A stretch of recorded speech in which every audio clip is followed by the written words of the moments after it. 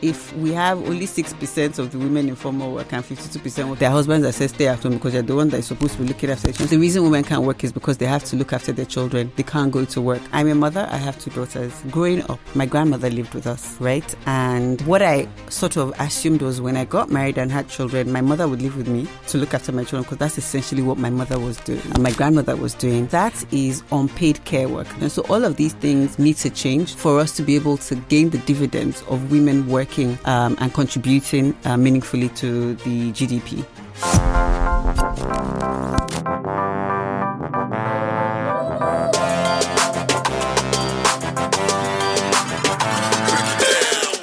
You're listening to the Break It Down podcast brought to you by Nigeria Health Watch, where we unpack significant issues in the health and development sector, one conversation at a time.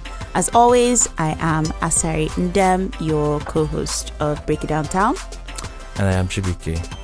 I didn't forget to introduce myself today, so that's a good thing. Yeah, so today we are diving into a topic that affects millions of Nigerian women daily, but really gets, the national attention that it deserves.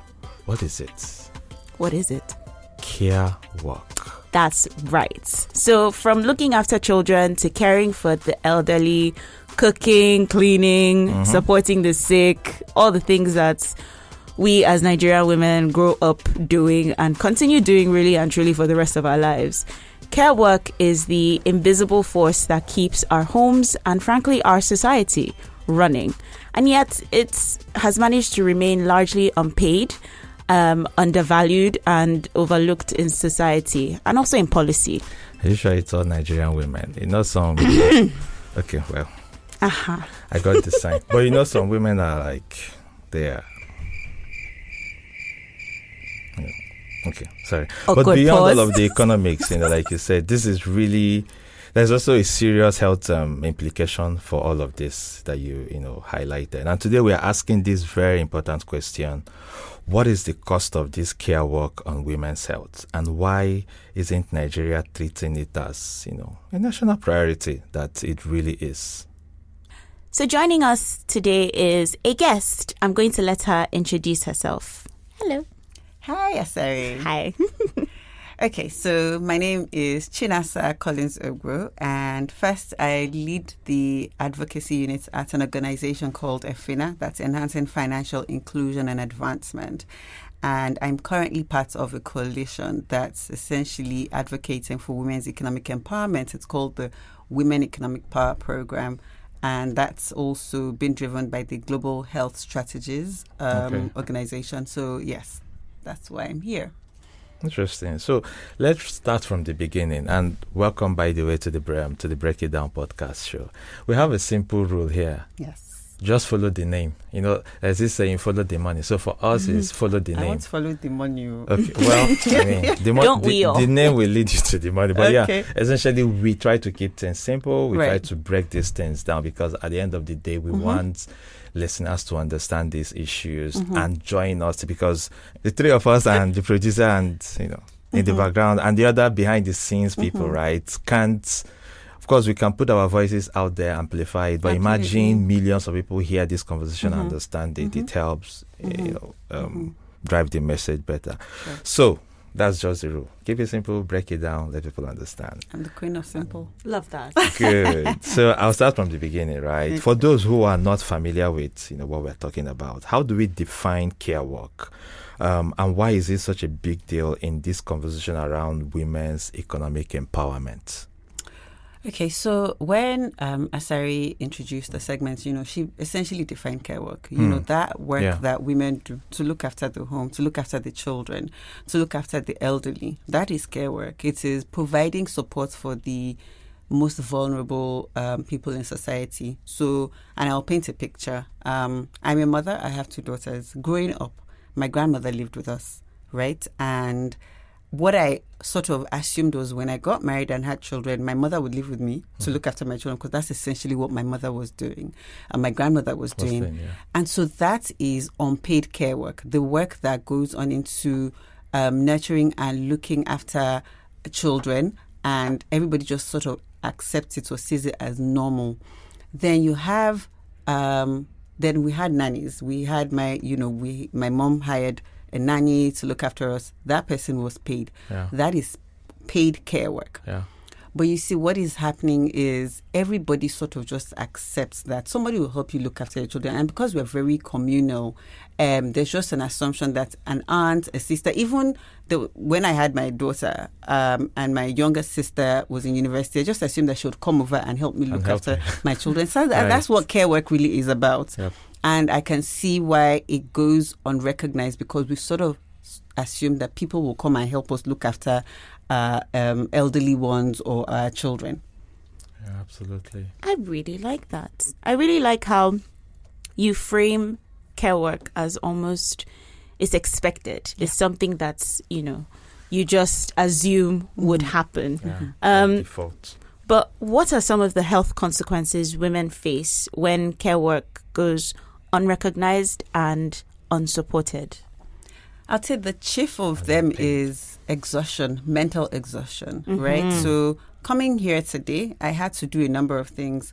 First of all, figure out, okay, who's going to stay with the kids? Because then my nanny also has to go on her off to see her own children, right? Wow. And then I have to balance all the demands from work as well. I'm thinking, okay, so my brain is constantly trying to figure out and put things into compartments so that everything is sort of working in harmony. And it never really does. So, and I live in Lagos. Lagos is chaotic, right? So I'm figuring out I need to get to the airport at so and so time, but the kids have to be somewhere and my mom needs to come over. Is she able to? I'm trying constantly trying to figure out everybody's sort of schedule so that mine can work. Wow. And so, yes, I can easily become really tired. Mental exhaustion, I think, is number one. That a lot of women that are unfortunately exposed to care work, whether they like it or not, are exposed to. And it's why some women end up not being able to pursue certain types of careers or not even pursuing one at all. There's data that shows that, Nigerian women, obviously, were the larger demographic in terms of population size compared to men, obviously. Okay. And only 52% of women work, and then 6% of women actually engage in formal work. And it's because they don't have access to quality childcare. So care work is something that really, tells on a woman's health. But it's again, because it's assumed and seen as expected, you just have to make it work. Just make it work. That's what it is. Yeah, and nobody knows that you're suffering. True.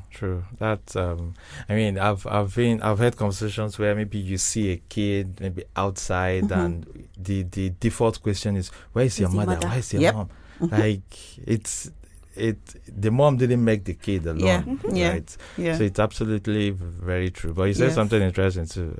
Okay, but that's conversation for another day about Lagos and the chaos. But I guess I'll just to throw in, will you take Abuja? You're in Abuja recording this podcast. This is a conversation I always have. I say every time I come into Abuja, my logic tells me this makes sense. This is sensible. This is how life should be. But the madness in my head is craving Lagos chaos, and I'm thinking, I need to go back to Lagos. Why? Like I always hear the thing is, I've heard that, and I don't like it. Stockholm syndrome. It feels like that. It feels like Stockholm syndrome. No, but you see what you said about mental exhaustion is so real, because a bunch of my friends have children, and a lot of the conversations we're having is, I'm so tired. Yeah. Why can't my husband help me with this or help me with that? Like, he's a fantastic man, quite all right, but he just does not understand the, I guess, mental work it takes into keeping a home running or keeping your children alive. Yeah. Something as simple as, okay, I've picked up the children, but I'm going to go and drop them in my mother's house. You're dropping them in your mother's house. Who is taking care of them there? Who have you... I was with my friend on Tuesday, and her husband had dropped the children off at the mother's house. We went to the mother's house, and the son was not wearing shoes. I said, Ezra, where are your shoes? He said he's in school. And I was just like, do you know what? If your daddy picked you up from school and did not notice that you were not wearing shoes, fair enough. That's such a valid, that story is so depictive of what happens. And I'll tell you something. I think that, first of all, women are seen as nurturers, and we are nurturers by nature, right? Yeah. So the expectation is you're thinking ahead of everything. So you're thinking more preventative than to, solve for, right? Yes. So you're not reactive. Yeah. And so it takes a certain type of confidence as well to leave your children to the man, because you're like, you know what? I would actually prevent a lot of certain things from happening just because I didn't. And this is no shade to men. Mm-mm. There are some men that are more hands-on and, are like women in that sense of thinking of preempting. Yeah. But there's some men that just don't know. I can tell you a story of, my daughter, and she's running a temperature, and then I'm at work and I come back and they've covered her up. I'm like, but she has a temperature. You're supposed to have checked. You're supposed to make sure she's wearing no clothes. Yes. So, juicy. I get like, that. Oh, but she's fine. I'm like, no. Oh my goodness. Is she? So shout out to all the women out there. Thank you. Especially especially your wife. Good. Yes. Thank you. So this is an opportunity to say thank you for all that you do. And the men, sorry, I can't because the truth is there. So I can't do much. Argue too much. I can't argue here. So, but yeah, let's talk about policy, because we talk about how this thing starts from the family, but this family makes up the community, and the community, essentially the society. And, a successful society. Mm-hmm. So essentially, this is something they should be interested in and invested in. Yeah. And policies are one of the tools, to help make these things work. Are there existing policies that are meant to protect or support carers in Nigeria? Yes. I mean, maybe not directly so, but embedded within existing policies. So there's the National Women's Economic Empowerment Policy that was launched in 2023, 2024. And essentially it has elements of it that's very specific around, the disproportionate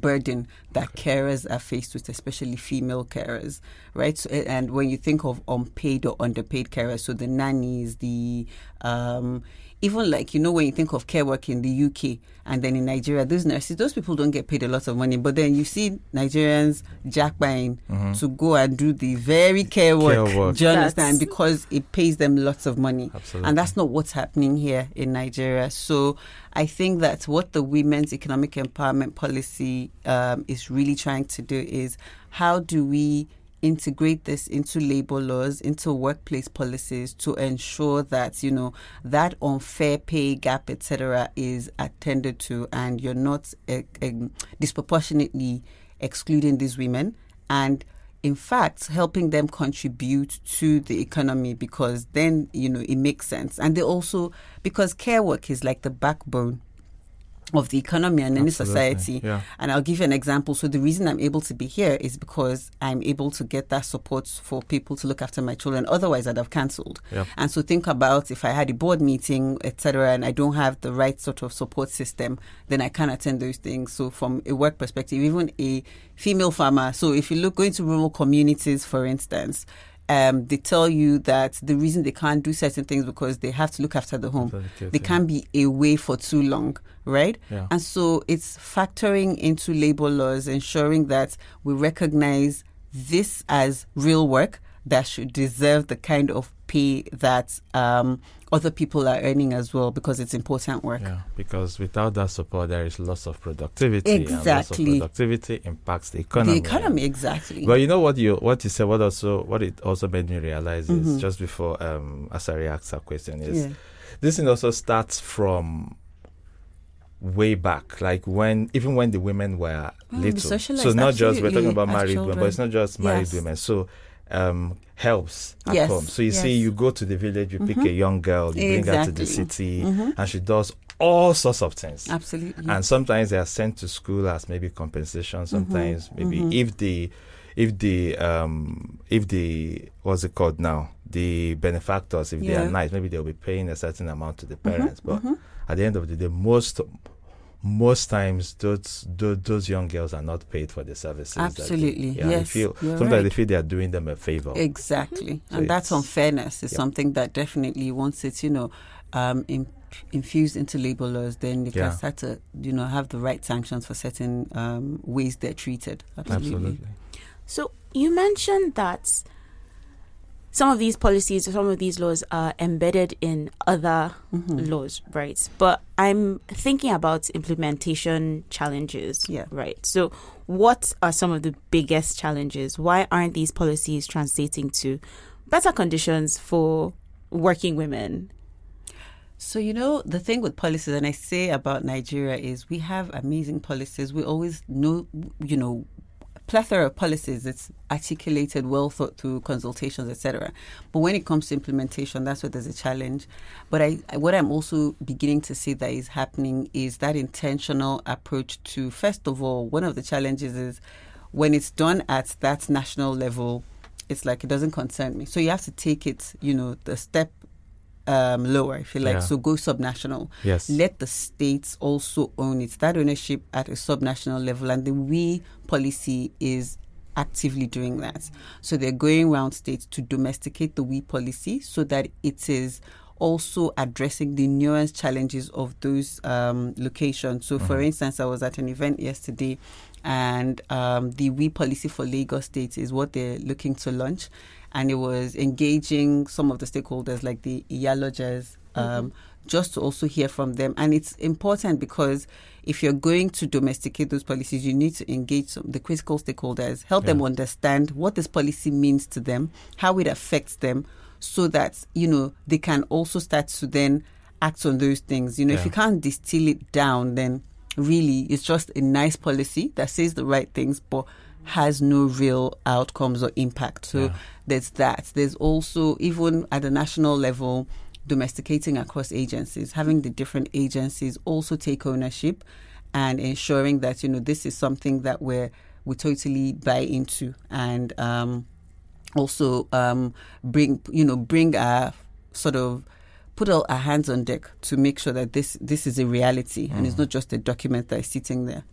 Break it down. Honestly, break it down. Thank you. So, I know we've mentioned a few times how at least the implementation of this can lead to, let's call it, economic growth, right? So can you, I guess, maybe explain that a little bit more for us? How does paying attention to care translate into national development? Okay, so two ways. If we think of the unpaid care work, so for people like me, right? I'm a mother and I have to work. And so if I don't have like a reliable support system, like a care system, that I can be assured that my children are being well looked after, or my elderly ones, then it takes away from how much I can contribute to work, right? So what policies in my work place also allow me to have a sense of comfort that, I can still be very productive, and whilst I have a sense of comfort that my children are well be looked after. For the unpaid one, it's just very simple, women are the bigger proportion of this segment or sort of population of workers. And so if they're disproportionately paid, then it means that it's not an attractive segment to work in. And, there are studies that show that if we close the gender gap, there's a World Bank study that shows that, women can contribute as up to 6% of the GDP if they're included, right? I've read that. So, exactly. So imagine that if we have only 6% of the women in formal work and 52% working, we want more women working. The reason women can't work is because they have to look after their children. They can't go to work. Their husbands are said stay at home because they're the one that is supposed to be looking after their children. So all of these things need to change for us to be able to gain the dividends of women working and contributing meaningfully to the GDP. Yeah, absolutely. Yeah, absolutely right. Sorry, random question. Who has seen the new there's like a new elder care home that opened recently? Really? Where? Yeah, in Lagos, I think. Okay. So they did a launch or like an opening event sometime last week or 2 weeks ago. I don't remember. But I thought it was interesting because you have care homes, at least in the UK. Yes. I know that we had care homes and you had like hospice care and things like that. But in Nigeria, we don't really have that. Because there's family for you to live with. I remember my grandmother dying in the house. I remember my grandfather dying in the house. We took care of them until that happened. Yeah. But I think it's interesting that we've almost started shifting towards this new I formalized way. I hope it works for them because that culture, we're very... It's a cultural thing. It is a cultural thing. Yeah. I mean, I know people who say that their kids, so maybe they're in England and they have kids that have been raised in England, and then they're like, oh, don't worry, when mom and dad are old, we just, chuck Put them in the care home. I know that. The parents are like, are you okay? You have to take care of me. Happen, right? Yeah, exactly. Absolutely right. All right, so I wanted to come back to health because you also mentioned the health impact of this unpaid work, when women are not supported. Yeah. So how should the health system help, as far as supporting unpaid carers? Okay. So I'd say the first thing is to recognize care worker population as a significant and important one. Okay. And they can do that by, adding sort of unpaid carers to the national health policies, priority group lists, and strategic plans that they have. And this is important because if you recognize them, then it means that you can budget for them and, create programs, social protection programs for these people because they're now being recognized. Another thing would be sort of providing that guaranteed health insurance. So, for instance, the National Health Insurance Act, has this, the Vulnerable Group Fund and community-based insurance schemes. How do we add these, enroll women or these carers onto these sort of programs so that at least the health, they don't have to worry about their own health and they it's covered basically. So that sort of universal health coverage would be important. Cool. What would you say are like maybe the three big things that you want policymakers to focus on now? I mean, I think we've spoken about it in the course of this conversation. Through the course of the conversation, yes. And so it's essentially first recognizing care workers as priority, and then integrating care work into labor laws, right? And also to invest in the care infrastructure that we have. Yeah, absolutely. And just to add to that, I know the focus of the conversation, and of course, for good reason, most of the unpaid, unrecognized, invisible care work is women, girls. But so just we're not being partial. Yeah, of course. But just to throw into, there are also boys, especially young boys, who are also, brought in from the villages into the city, of course. Still go through the same process, unpaid, just doing all the grunt work, and sometimes we feel that you're doing them a favor. Yes, so both the because boys you and brought the them girls, to the city. Exactly. So I would say, the labor laws you're talking about, really important that this is recognized. And it's not slavery, because at the end of the day, if you don't pay them, that means it's as if you are enslaving them. So minimum pay, what's it called? The minimum wage. Yeah. I know people who still pay their house helps or nannies below the minimum wage, and like you said, because they think they're doing them a favor, because I've given you accommodation, I've given you this, but city, they have children as well. So how do yeah absolutely. So I think it's an important conversation, really. It is something that we should really be talking about. Even though I know it won't be easy, because where we're coming from, like you said, how it's a whole mindset shift that needs to happen. Absolutely. Well, at least we're doing our bit, breaking it down. You know that movie by Tyler Perry, Straw? I heard. I think that movie should have poster child for what's it called?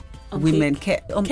Unpaid care. Yes. Because she literally lost her mind from caring just for the whole her. stress and everything. Absolutely. Yes. That's what a lot of women go through that doesn't get spoken of. You're right. Sorry, random question. Sure. How many, so I know that we've had, at least all of us in our homes, we've had girls who have taken care of us, but how many people have had like boys in the house? Yeah, you're one out of like 20. Well, I think we had one boy. Ikwa, wherever you are, I hope you're having a good life. Wow. But we had, one young man who did take care of us, maybe 5 or 6. We're living in Lagos, and I remember they brought him from Akwa Ibom. Yeah. And he was fantastic for the time being. So yeah, honestly, I hope he's having a good time. Cool. Not very common. I took care of someone. Yes, not very I stayed common. with my aunt, but just because I did. Yeah. The secondary school I attended was in a different city from my parents, so I stayed with my aunt. Did some housework, which is very useful for me, even though I don't use them now. But it's very you don't helpful use because them now. Well, not a lot, but I took care of two of her kids, and it's helping me now because when people see me carry my baby, I'm like, wow, you're not afraid of carrying. Yeah, but it's all of that. I was going to say, Chibuike brings his baby to the office, and she's like his little handbag. So all of those help. But yeah, this has really been very eye-opening conversation. Thank you so much, Chinasa, for this time. Really, care work is not just a domestic issue. It's a health issue. It's a labor issue. It's a development issue. Absolutely. To be honest. You're right. And I think it's time that Nigeria started treating it that way.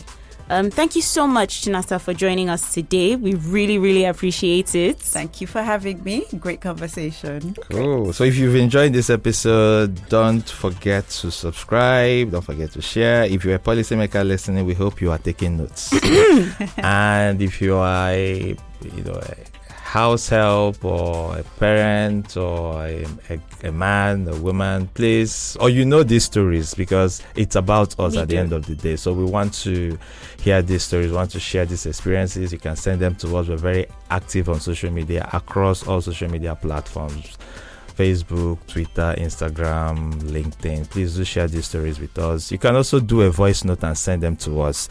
The description has our WhatsApp number because we want to, this is for us by us, so we can play the audio in subsequent episodes. But thank you so much for listening. This has been very, very useful for me, not just, for the sake of hosting it, but yeah, I really enjoyed the conversation. Thank you so much. So until next time, keep questioning the systems, keep interrogating all the policies that you possibly can, and keep breaking things down. Bye-bye. Thank you so much, Chinasa. Thank you. Bye.